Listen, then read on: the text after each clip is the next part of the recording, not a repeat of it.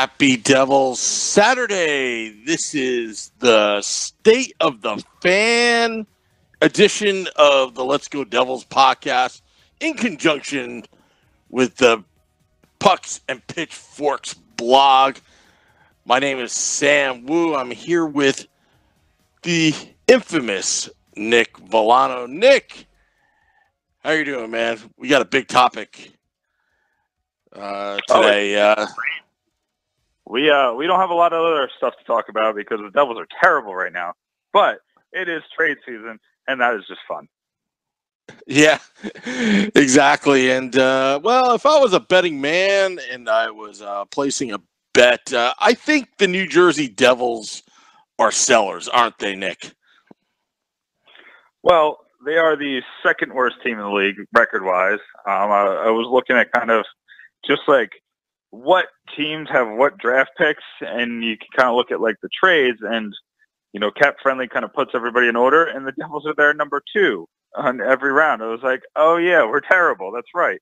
So yeah, the Devils, unlike last year, we're going to be kicking off some assets. We don't have a ton to give away because everybody's either injured or not good. That's why we're in the position we are. But there are some pieces that can go places. All right, so let's start off from the top. The surprise one I want to start off with Will Butcher. Will Butcher. You wrote about the Montreal Canadiens.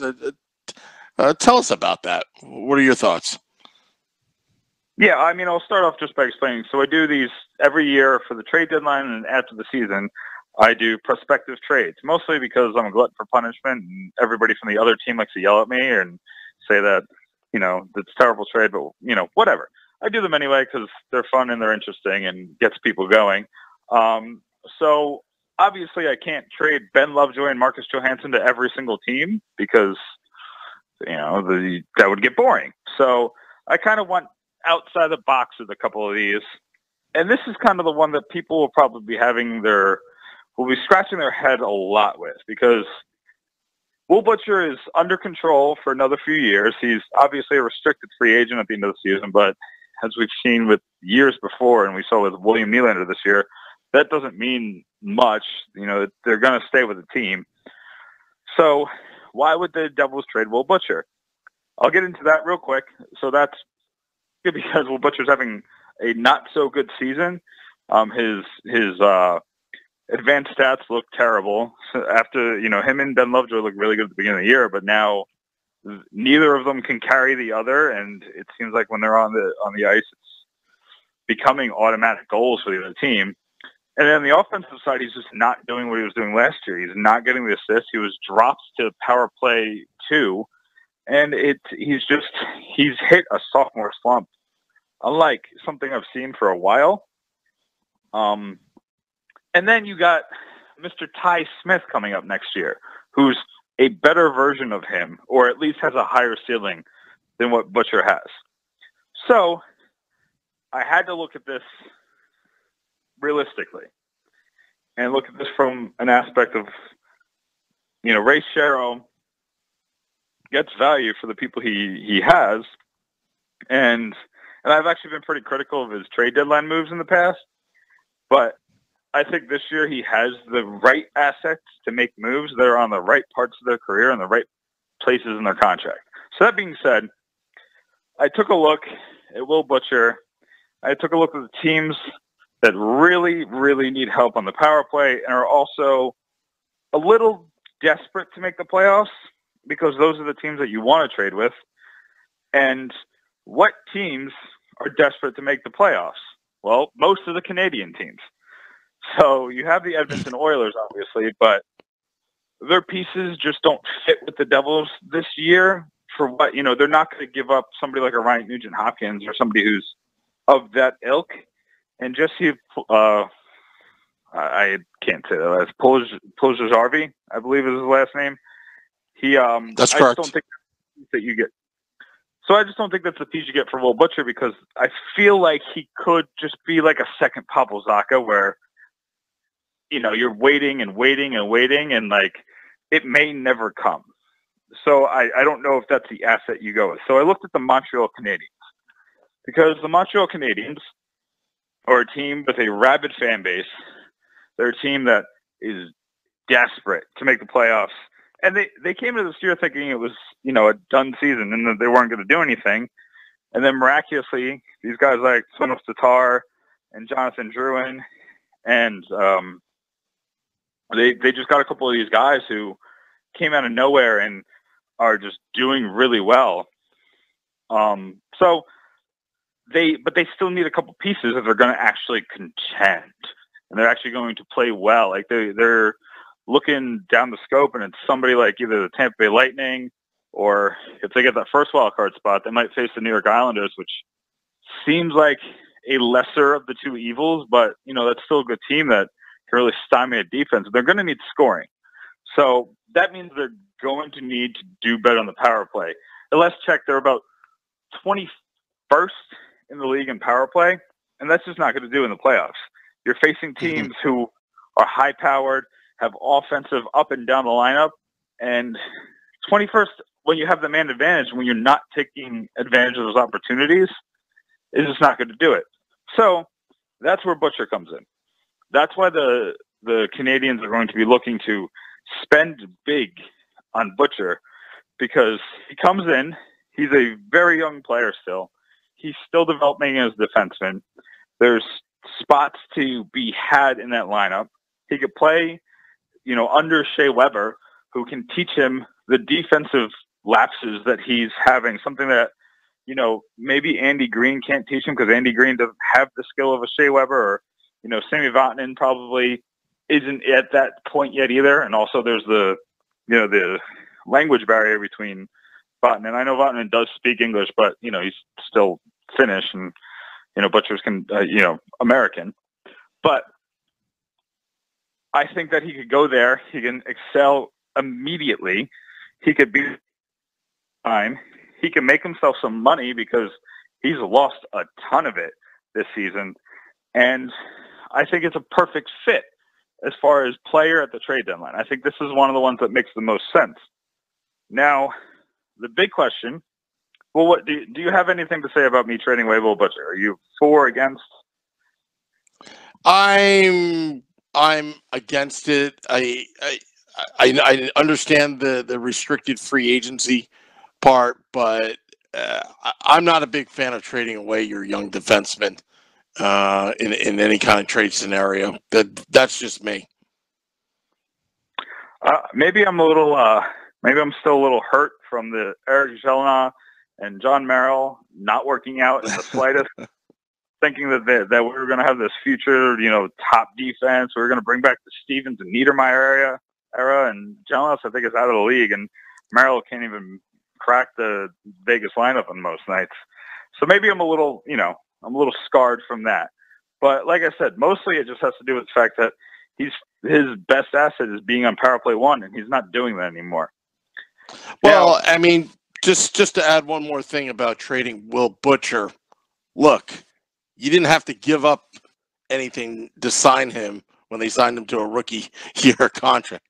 So, it's all gravy at this point. If Ray Shero can get some assets or can get a higher pick for Will Butcher, and that's what Ray Shero is good at, making trades and flipping them. Yeah, no, that definitely kind of comes into mind. It's not like you developed this kid for 3, 4, 5 seasons to get him to where he was. He kind of came in as not a finished product, but he was definitely halfway there, and he excelled in his rookie year, and he was just put in a position to exceed everything that we asked of him. And then this year he was kind of asked to do a little bit more, and it just didn't come to the table. And again, I think it's just kind of one of those sophomore slumps. Like, everything's come so easy in your rookie year just because you're kind of, living off your talent. A little, if they don't trade him, I'll be ecstatic, and I think he could be a very good player for years to come. But I think you can get something really good here. And that something really good is what I'm going to call lottery insurance. Because right now, if the Devils pick first or second, they're going to take either Jack Hughes or Cacao. Now, both of those are going to come in and immediately slot at either 1C or 2C. Probably 2C. You got Nico Hischier there. He's been playing really well. So then you put the other guy second line center, and then you're good, right? Well, the thing about the lottery is it doesn't always work out that way. Just think about how we got Nico Hischier. He came to us when it probably should have went to the Colorado Avalanche. It didn't. It worked out really well for us, but we were the fourth best odds, and we won the lottery. And then the Flyers got 2, and the Stars got 3. But Colorado all the way to 4. I know. They got a really good prospect in Kyle McCarr. So I don't think they're complaining that much. I think they're pretty happy with the situation they're in because people are comparing McCarr to Carlson. I think it's a little fast. But again, they're doing fine. But if the Devils are in that situation, they really need to use this pick to get their future number 2 center. Unless they use Will Butcher to get their future number 2 center. And there's 2 players on the Canadians prospect pool that could be that one day. There's Ryan Poehling, who was deemed one of the very best players in the World Juniors this year. He played for Team USA. He was insane. He was great. And then there's Nick Suzuki, who the Canadians got in the trade for when they sent Max Pacioretty to the Vegas Golden Knights, and they got back Tatar and Suzuki. Tatar looked like he was kind of a weird part of that deal, and everybody was questioning the Canadians, but he's been one of the best players. When I wrote the article, which was a couple of days ago, he was top 3 in their team in points. He's still there because they were so far ahead of the next group of guys, and he's just been great.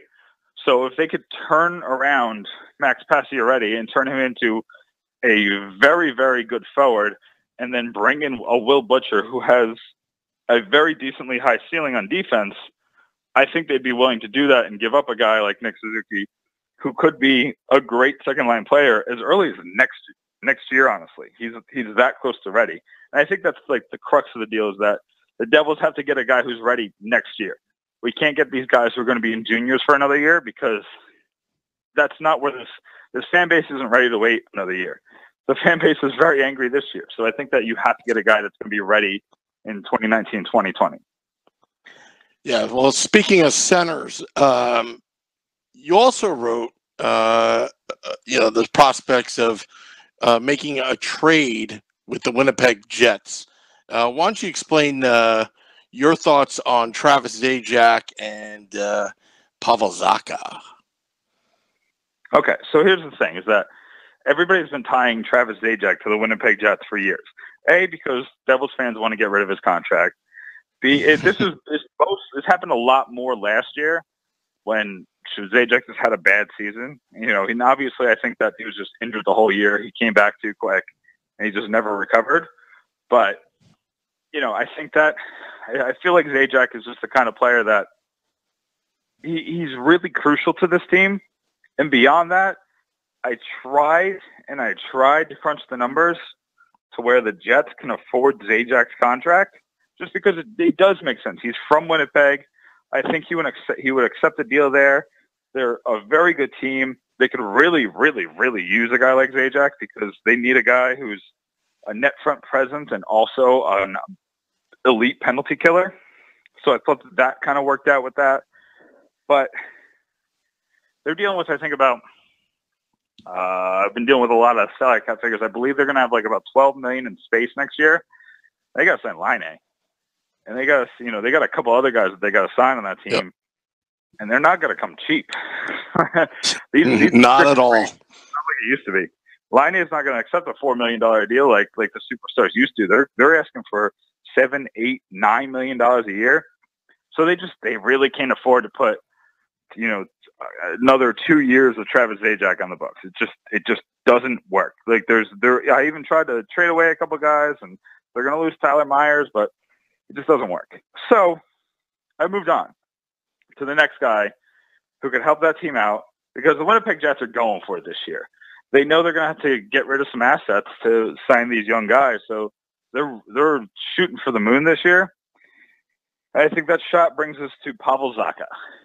So Pavel Zacha is, I mean, what do you think he's going to cost this year? You know, he's a restricted free agent. But what is he going to cost? Like would you be surprised if he got $2 million a year? Because I would kind of would be. Yeah.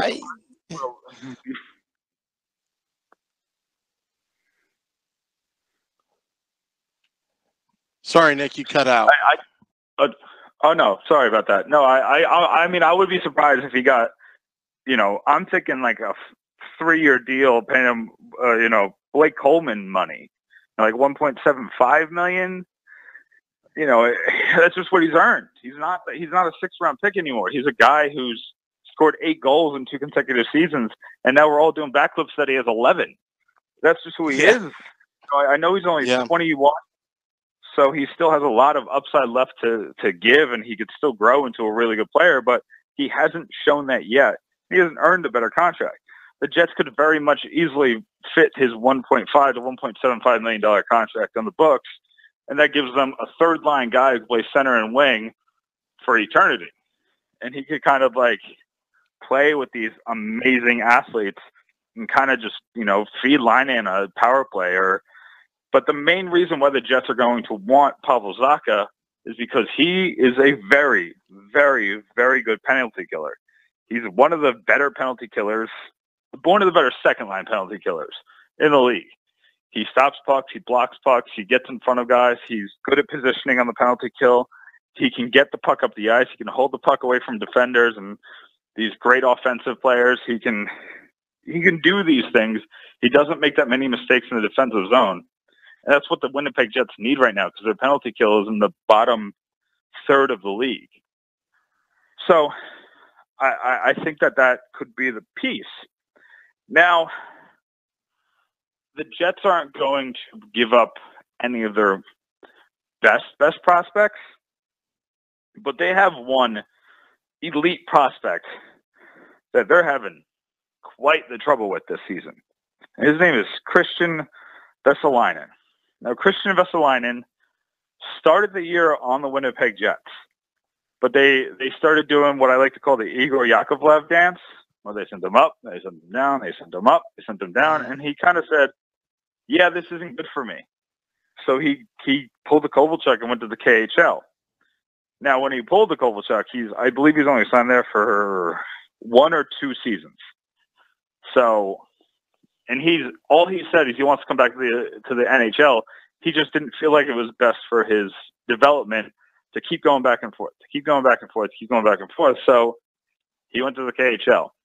I think Zacha for Vesalainen, it's not an even deal yet, though, because the Devils are giving up an NHL player who's here for a guy. He's a former first-round pick, Vesalainen.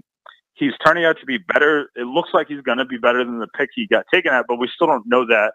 And there's still a lot of question marks surrounding him because he, like you said, he just kind of booked. So they're going to need to add something else. Well, what are the Devils missing most right now? They're missing size. They're just a small team. They push around. That's why you got Curtis Gabriel in line. Curtis Gabriel's not even a big guy. He's just kind of an angry guy. So they need size. That's the point of this. And the Jets have one of the biggest defensive prospects in existence. And he's not even that. He's higher in the ranks, but not like ridiculously high.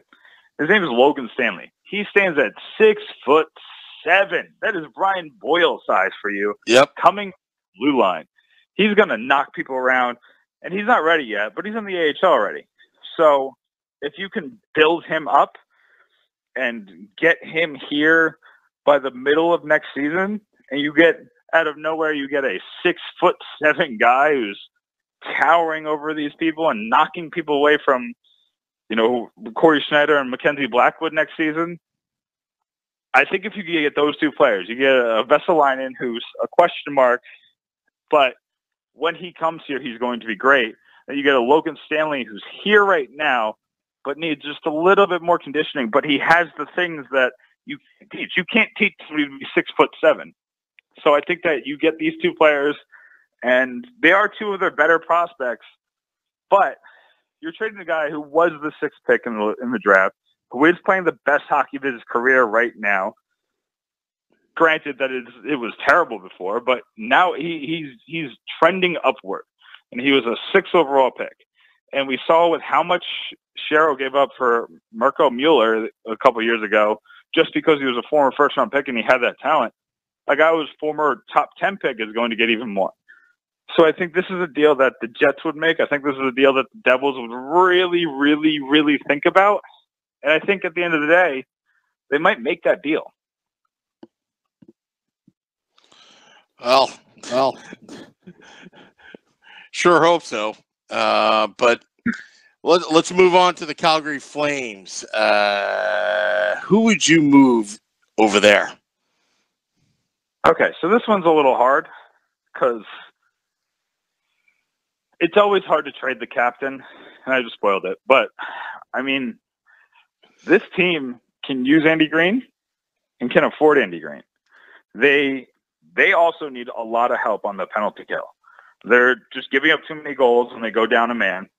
And when you're playing the Jets and when you're playing the San Jose Sharks and you're playing those high-powered Western Conference offenses and you're looking to ride Johnny Gaudreau all the way to the Stanley Cup Finals, you're going to need to keep goals out of the net. And I don't know if you trust their goalies, because I don't. Their goalies are Mike Smith and an unproven guy, and I don't want to go into playoffs hoping that they can steal a couple games for you, because I don't think they can. And you've got to keep pucks away from them. And Andy Green, for most of the season, has been in the top 5 in shots blocked. So that also adds to his value. On top of it, he's only going to cost a draft pick, and not a high one. I was thinking something it depends on how they structure it. So what they could do is they could ask for a low round pick this season, somewhere in the 4th, 5th, 6th round, somewhere in that range, and then accept a trade up the next season. So the Devils would give up, like, say, their 4th round pick to get the Jets' 2nd round pick in 2020. Because I think teams are more willing to give up 1st and 2nd round picks a year from now than the one that's just coming, because they think that they can recoup that asset.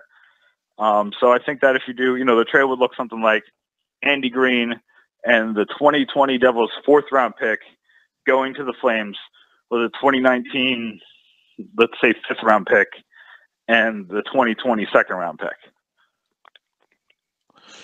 Do you think Ray's able to get a 3rd round pick, a little bit higher than 4th? I think he'd have to give up something like a 6th round pick. Maybe like making it more of a trade up instead of them losing the asset entirely. Because these GMs, they're fickle. They're fickle men, and they just want to feel like they're getting more than they bargained for, and everybody wants to win the trade. And Sherro is known in this league as a guy who wins trades. So that tends to kind of make these GMs second guess some of the moves that they're making with him. But I think it's possible to get a 3rd round pick for Green just because he has that extra year in his deal.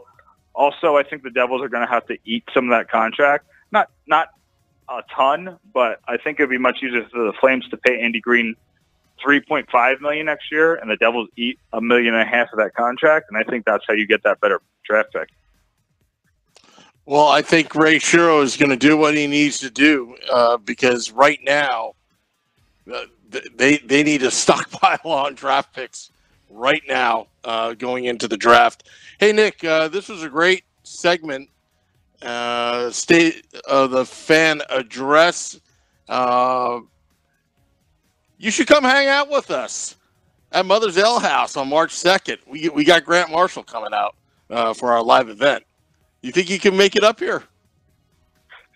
Oh, I'm going to try. It all depends on how work goes. You know how that goes. Okay. Yep. I will try my darndest. Well, I'm ready to join the Devils fans. Absolutely. Oh, that is Nick Villano of State of the Fan. Till next time, let's go Devils.